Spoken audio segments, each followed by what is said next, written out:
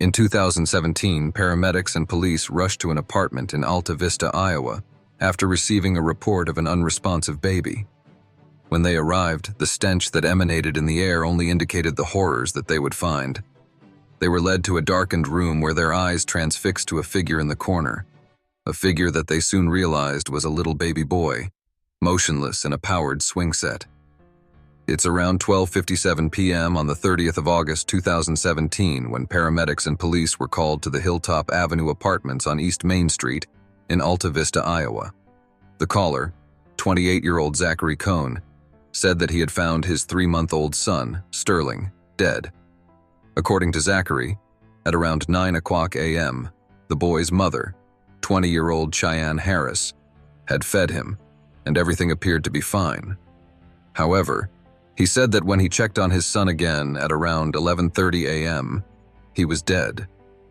Inside, paramedics and police were met by a scene of unspeakable horror. Little Sterling was found in a powered swing set in a bedroom of the home. It was a different bedroom than where the couple slept with their 2-year-old daughter. Suspicions were immediately raised. First of all, Sterling had been wearing a diaper that evidently hadn't been changed in quite a while. Even more disturbing, there were maggots in various stages of development on his skin and in his clothing. Sterling was also unnaturally thin, and there was blood coming out of his mouth and nose. The couple's other daughter was immediately removed from the home. The pathologist found that Sterling weighed only 7 pounds and measured well below the 5th percentile in size and weight for a child of his age. In regards to the maggots, a forensic entomologist was called in to determine a timeline. He was able to determine that Sterling had not had his diaper changed, had a bath, or even been removed from the powered swing seat in over a week. It wouldn't be until the following month, however, that the death was classified as a homicide, with Sterling's cause of death listed as failure to provide critical care.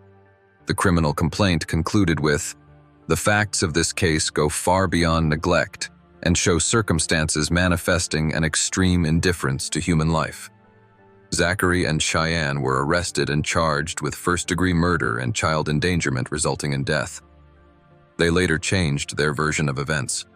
While they initially claimed that Sterling had been fed at 9 o'clock a.m. on the morning he was found dead, they now claimed that they hadn't actually checked on him since the previous day. It was clear from the evidence and the autopsy, however, that this too was a fabrication, and Sterling hadn't been checked on or cared for in quite some time. In fact, the maggots in various stages of development indicated that Sterling had been dead for longer than a day. In an interview with investigators, Cheyenne claimed that Sterling always let her know if he needed anything, so she didn't think to check on him. The gruesome death of Sterling was extremely disturbing, and many were left questioning if more could have been done to save him. Kellyanne McCrory, who was serving as the chief medical officer for United Healthcare Community Plan of Iowa, said, "I think figuring out where those opportunities are and using that tug on our heartstrings to make sure that we prevent it from happening again." She said that there were a number of programs they offered to assist parents with their newborn babies. They focused on postnatal checks because this is when it's easiest to identify any problems and intervene early. In Iowa, there is no law that requires parents to bring infants back to the hospital. Sterling was extremely underweight, and in other places where these laws exist, it would have been flagged long before he was found dead and covered in maggots. Zachary and Cheyenne had been on a slippery slope for quite some time. Cheyenne had been unemployed and living, at one point, with her mother.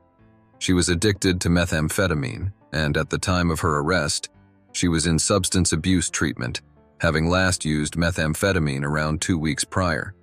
She was also in treatment for PTSD after being sexually abused when she was young. Zachary had also been addicted to methamphetamine. When he was 16 years old, he had been expelled from the Mennonite faith for smoking and drinking, and admitted that he began taking methamphetamine when he was 17 years old. Sterling had been born in a bathtub at a friend's home in May of 2017. Cheyenne hadn't even known that she was pregnant. Sterling was born premature. He'd be taken to the hospital where a red flag emerged when he was examined.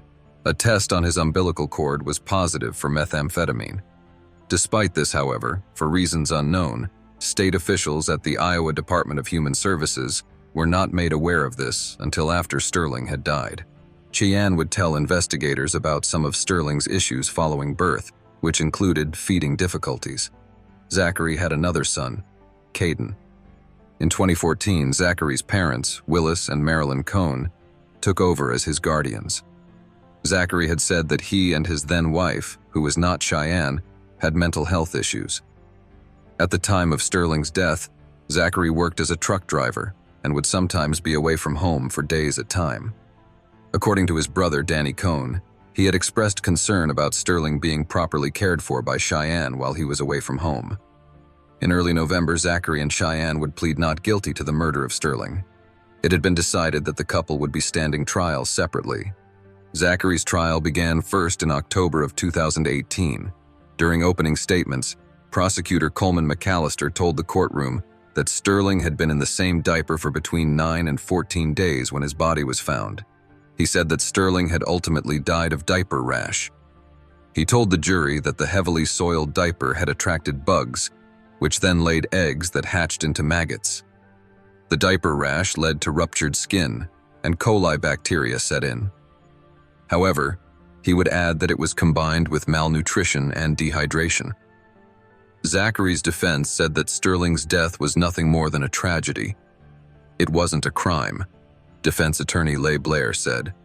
Prosecutor McAllister would refute this. He said that Zachary was not an inexperienced parent.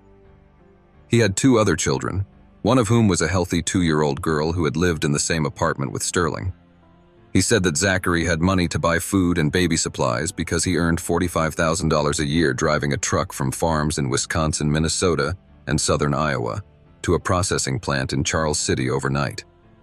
Speaking about Zachary's drug addiction, he said that a friend would come to the apartment to use drugs with him, and this friend was completely unaware that Zachary even had a baby boy.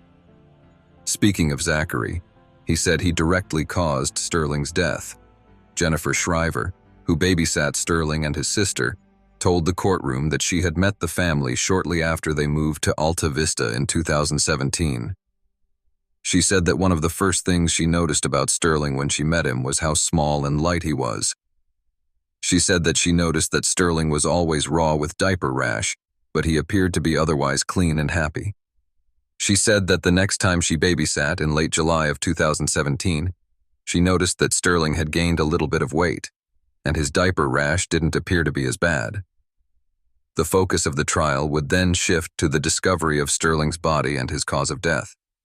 Jennifer had lived near the family, and it would be revealed that she knew Sterling had died even before the paramedics and police. She said that she'd seen Zachary outside the home smoking a cigarette.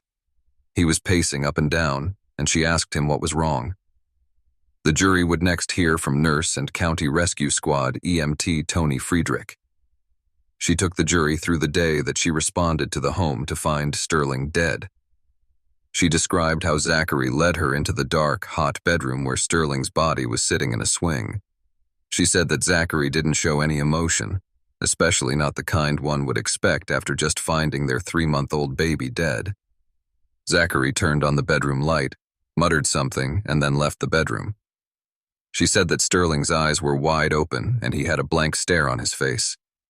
As she approached Sterling, it was evident that he wasn't breathing. When she checked for a pulse, his arm was cold and stiff. Tony said that she touched Sterling's chest to find his clothing was crusty, and when she moved his blanket, small flies flew up from underneath. She said the whole room was hot, and there was a stench of urine in the home. Her testimony painted an exceptionally disturbing portrait. Tina Shatek, a former first responder who had been on the scene with Tony, said that after it became abundantly clear there was nothing they could do for Sterling, she went outside to console Zachary and Cheyenne. Zachary told her that he'd been sleeping because he worked as a truck driver at night. She noticed that he was quiet and there were no tears. Sheriff's Deputy Jason Rossell described to the jury how the swing seat that Sterling was sitting in was stained brown, and the blanket wrapped around him was soaking wet with urine. There was such a putrid smell in the bedroom that it forced him to cover his nose. He said that he found fresh diapers bundled in the room but found no used diapers.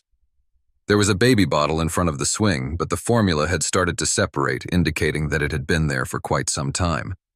Next to testify would be Reed Paolo, the chief deputy for the Chickasaw County Sheriff's Office. He had attended Sterling's autopsy and described to the courtroom that there were maggots and larvae on Sterling's body as the medical examiner removed layers of urine-soaked clothing and blankets. When Sterling's body was found in the apartment, he was wearing a hoodie that was much too large for him, a onesie, and a pair of camouflage pants. Deputy Paolo said that there was an acidic smell that was distinctly different from Decay, adding that the maggots were all in various stages. He said, "As the diaper came off, you could see the skin had broken down. It just looked like it had been there for a long time." He then spoke about how dire Sterling's condition was. Dr. Dennis Klein, the pathologist who had performed Sterling's autopsy, testified that Sterling weighed just under 7 pounds at the time of autopsy. He said that Sterling should have weighed around 11 pounds and weighed only a few more ounces than he did when he was born. He revealed the extent of Sterling's suffering in the last days of his life. He went through photographs that showed the condition of Sterling's body as he removed the layers of urine-soaked blankets and clothing and showed where maggots had hatched on the fabric.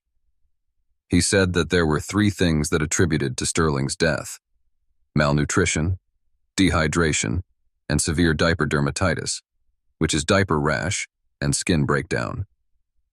He said that each of these things were serious enough to have individually caused Sterling's death. He revealed that the soft spots on Sterling's head had sunken from dehydration, which would have been obvious to anyone looking at him. The small size of his thymus, a gland in the chest, showed that Sterling had been under ongoing stress. He said that he wasn't able to determine an exact time of death, but confirmed that Sterling had been dead for more than a few hours.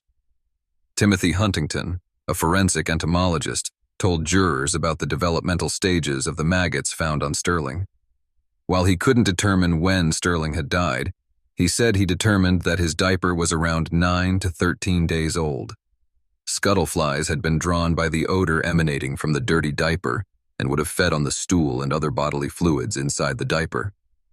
You don't find these flies laying eggs and growing and evolving in sanitary conditions. This fly would not have been there without the presence of feces and urine. He added that some of the maggots had moved from the feces, were crawling on Sterling, and were transforming into flies, which Sterling would have felt. A former friend of Zachary who had come to his home to take drugs testified that he had no idea Zachary even had a baby boy. Jordan Clark told the jury that he knew Zachary had a young daughter because Zachary would often speak about her and he had seen her in the apartment.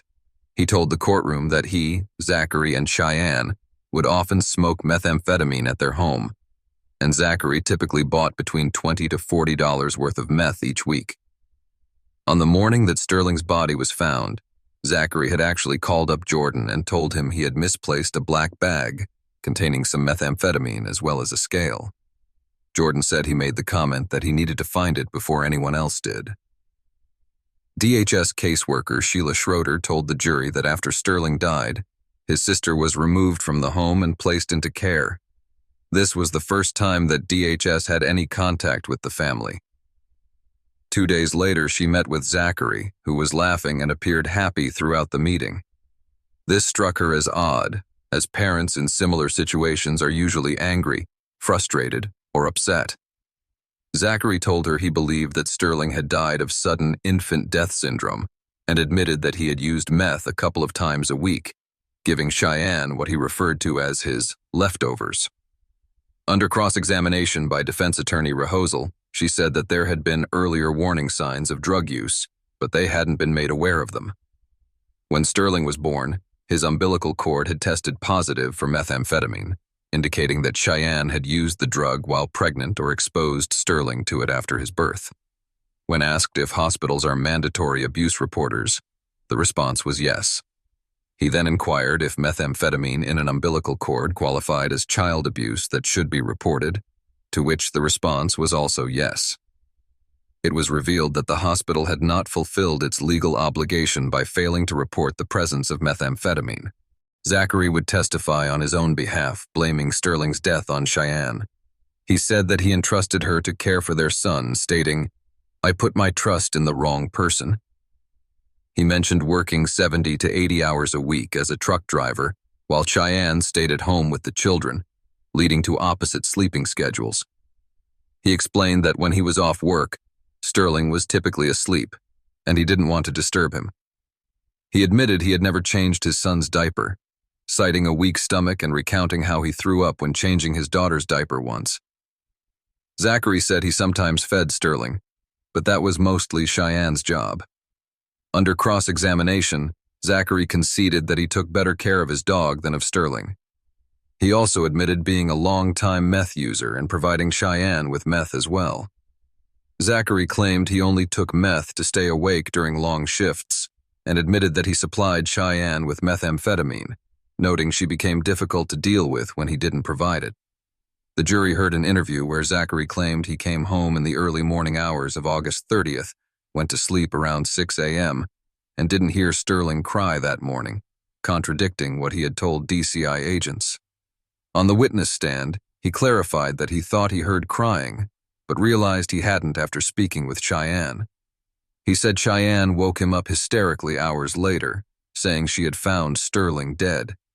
Under cross-examination, Zachary admitted he failed Sterling as a father, stating, "I should have stepped in. I had my trust in the wrong person. If I had known, I definitely would have stepped up." In closing arguments, Assistant Attorney General Denise Timmons told the jury that Zachary was guilty and home enough to know Sterling wasn't being taken care of. She suggested that Zachary left Sterling to die because he suspected he wasn't his son, although it was later confirmed that he was indeed the father. His defense team placed the blame on Cheyenne, arguing that Zachary worked long hours and didn't notice anything wrong. The jury deliberated for less than an hour before finding Zachary Kane guilty of first-degree murder and child endangerment of Sterling. As the verdict was read, Zachary showed very little emotion. Zachary's sentencing phase followed shortly thereafter. No one attended to speak on behalf of Sterling or provide a victim impact statement. Zachary would be sentenced to life in prison. With Zachary behind bars, it was now Cheyenne's turn to stand trial. The murder trial opened at the end of January. During his opening statements, Prosecutor McAllister told the jury that this wasn't a case of a family who did not have the resources or experience to care for a baby. The apartment had all of the necessities, including clothing and food. He said that evidence would show how Sterling had suffered in the hours and days leading up to his death, that he'd felt unloved, uncared for, and unaided by his mother, who was in the very next room as he withered away. Defense attorney Nicole Watt, on the other hand, said that her client was not a monster. She said the monster in this case is mental health. The monster in this case is depression. On the very first day of the murder trial, Cheyenne would leave the courtroom crying as photographs of a lifeless Sterling and his swing set were displayed for the courtroom to see. Much of the same evidence that was presented during Zachary's trial was also presented during Cheyenne's trial, and much like the earlier trial, it depicted a terrible story. Much like earlier testimony, Cheyenne was described the same as Zachary, unemotional. DCI agent Chris Calloway would tell the courtroom that when he was interviewing Cheyenne, she told him that she should have checked on Sterling more and claimed that she had changed his diaper, given him a bottle, and then put him in the baby swing a day before he died. It was quite clear that this was false. Cheyenne had told investigators that she found Sterling that morning after she woke up and gave her daughter cookies. She said she left Sterling in the swing and woke up Zachary, who eventually called 911. Defense team had hoped to call on Zachary to testify as a defense witness, but he would exercise his Fifth Amendment and refuse. They would call on Dr. James Denard, a psychologist who determined that Cheyenne suffered from post-traumatic stress disorder, major depression, and severe substance abuse. Dr. Michael O'Hara testified that Cheyenne had taken antidepressants following the birth of her daughter, but had quit taking them. He said that she had most likely begun to suffer depression again when she gave birth to Sterling. He said these episodes can last for a very long period of time. He said that she also used methamphetamine and marijuana, adding that chronic meth impacts cognitive abilities, the ability to parent, and the ability to focus on tasks. He said, however, that he expected to see depression have a much wider impact on Cheyenne and not just isolate her relationship with Sterling. He acknowledged that Cheyenne still managed to take care of herself, her daughter, as well as take care of her home.